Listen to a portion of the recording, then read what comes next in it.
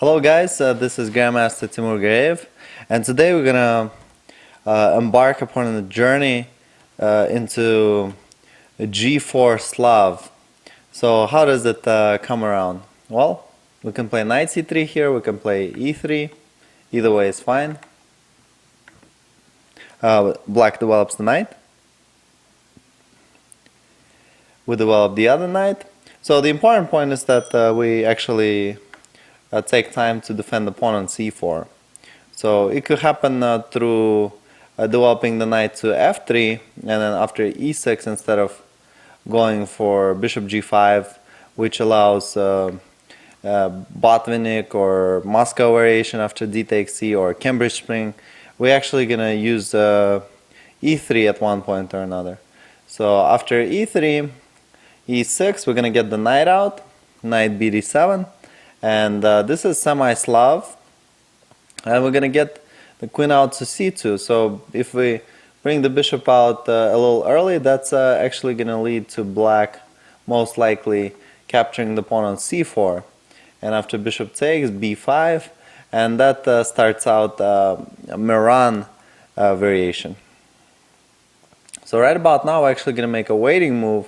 Now if black captures on c4, well, that's going to be to our benefit, since we're going to recapture the pawn with the bishop, not having to waste time getting the bishop out in the first place.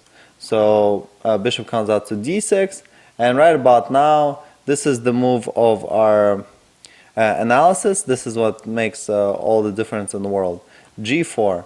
So that's an aggressive idea, and if you guys watched h4 Grunfeld, you kind of familiar with the spirit of how things develop. So this is actually kind of similar in terms of white's effort to push the pawn forward on the king side, and then to create some attack out of it. So right about now, there's quite a few continuations here for black, including capturing the pawn, d takes c, h6, preventing the pawn from moving forward. So now we're actually going to start with looking at this game played by Dreev versus Dominguez. So let's see how it goes around. D takes c, black captures the pawn, so that releases tension in the center.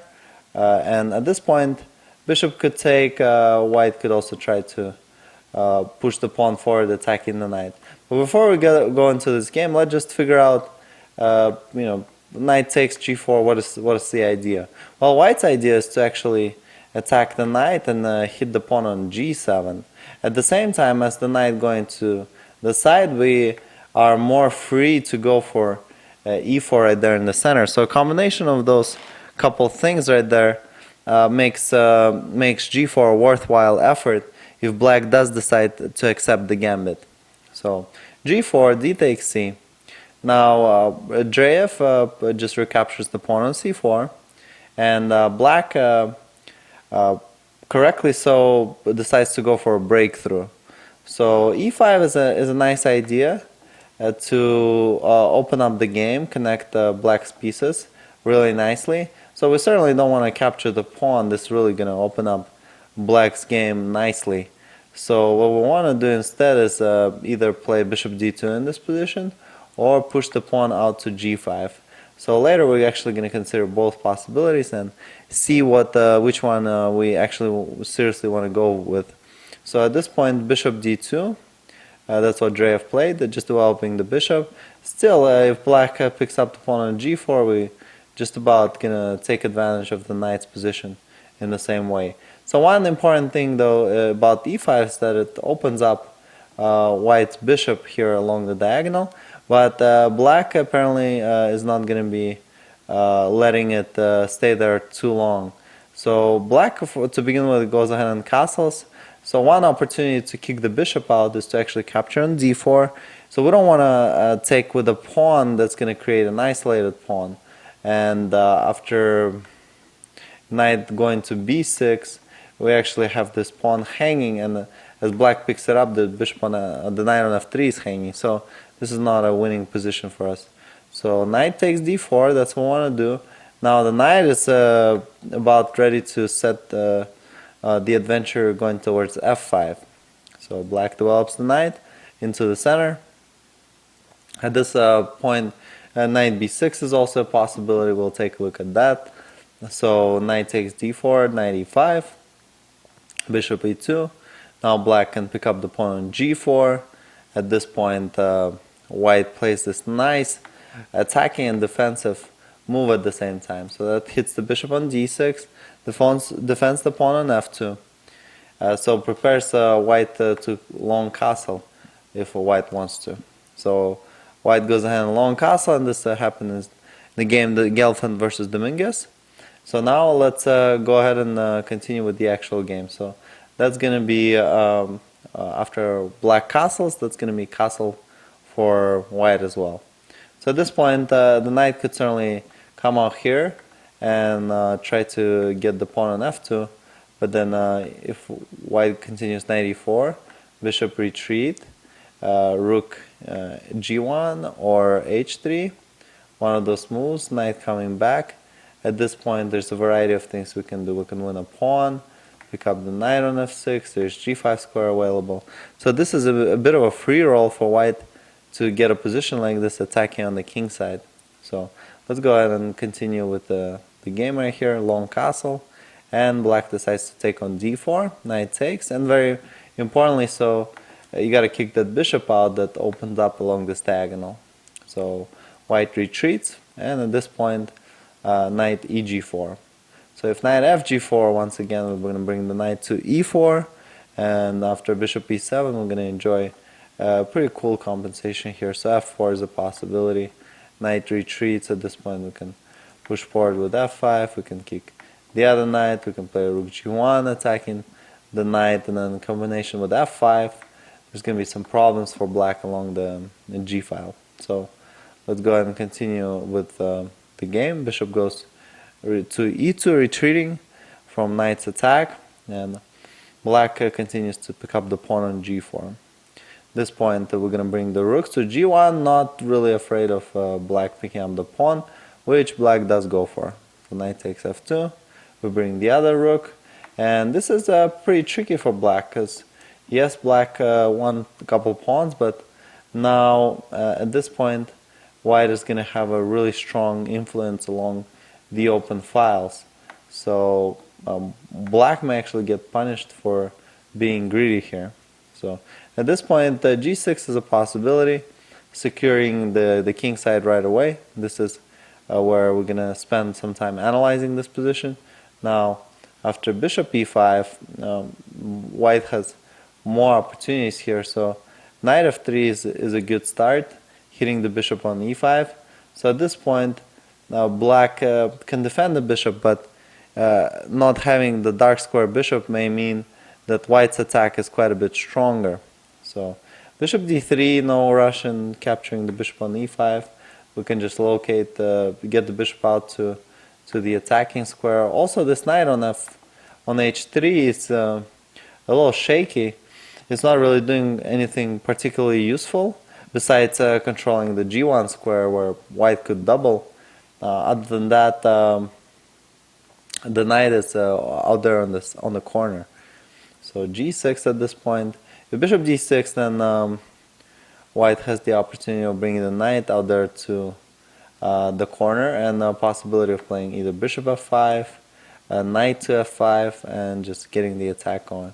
So g6, now white continues bishop c4, about ready to go ahead and sacrifice right there on g6, bringing the queen forward.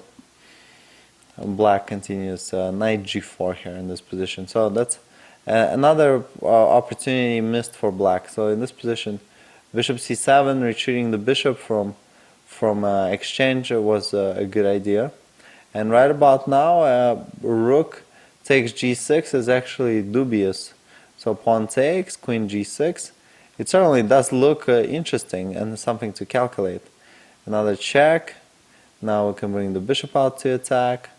So right about now, if pawn steps to f5, that's actually going to block the connection between the bishop and the knight, and white can readily just go ahead and pick up the knight. So f6, knight goes to h4, about ready to make a pin, or actually rather a fork right here. So that's going to be lethal, so queen retreats, knight comes in. Now it's really tempting to get this bishop out to c4. Let's see if white does that. White does that, rook f7, and right about now after queen h5, white certainly maintains a certain initiative, but most likely this initiative is not enough to cover an extra piece that's black got. So let's go ahead and come back, and let's see what black does instead of bishop c7, and it's knight g4. So at this point we're going to go ahead and pick up that bishop, weakening black's dark squares. Knight captures, and at this point we're going to bring the knight to e4, not being afraid of the bishop being exchanged, since right about now we're actually going to want to take over the dark squares on the king side. King retreats to the corner. Right now bishop c3 is super tempting, pinning the knight, but a stronger one is to actually bring that knight deeper in with knight f6 here. Black continues to create a little attack. Queen c5 was a worthwhile effort, but interestingly enough white can just retreat, capture right about now. Bishop c3 is just going to decide the game, so black has to retreat. Then we retreat the knight. Surprisingly, that's an excellent move right here, just moving the knight back. Knight can penetrate once again. Bishop c3, bishop c4 are going to seal the deal. So let's go ahead and continue with b5 in this position. We're going to retreat the bishop back. Knight goes to d7, and right about now bishop c3. So this looks like a finishing touch. However, black does have a couple ideas here. So let's go ahead and make this check. King retreats. Now knight has to take, and rook comes in right now. So this is really getting unpleasant for black, because the king is defenseless, and white's forces are very well prepared for the final attack here. This bishop is going to connect with the decisive attacking threats as well. So king retreats, and now we actually going to sacrifice the rook on g6. So let's see how that happens. Right about now, there's the discover check that is being threatened, including winning the queen, all sorts of checkmating opportunities. So king retreats, and right about now, this is an excellent spot for white to really go for the final touch right here. So rook g6, black has to capture the rook to continue the game, and black decides to do that with f-pawn. H-pawn would really open the king up to attack, and most likely just lead to checkmate. So king h7, rook g7, and the queen is coming in for the final attack. So right about now, rook g6, f takes g is necessary. We're going to pick it up with the rook. So right now, if pawn takes rook, well, then it's game over. Checkmate right here on g6. The king has nowhere to go. So rook g6, king f7. Rook comes into g7. So a king can go to e8. Then we're going to attack him with h5. And then attack him from d1. And this is a checkmate right here in a couple moves. So king retreats to e6. Now, as I said, this bishop coming in for the final attack. King moves forward, then we'll make it a check. King moves forward, bringing in a check again. And right about now, the queen is getting pinned. King retreats. Now, at this point, bishop e5 was a good idea. White continued rook e3, and that is also enough. Queen d4. Queen g7. So right about now, white is just bringing more pieces into the attack. Rook f5, and the rook f5 is a bit of a mistake. Makes the white's job easier. Bishop d2, and at this point, black resign. King e7. We're going to start with queen e7, king g6, rook e6, and the king is about to be checkmate right there on h6. Connected to the bishop on d2. And if knight goes to f4, we can do just about the same. Maybe start with h4, king retreats, queen e7, king g6, and now right about now actually maybe we have a quicker way. Well, this is a nice subtle way to finish him off with queen g7 or queen f7. I guess that's just about good enough. Let's finish this game right about here. It's a game Dreev versus Dominguez.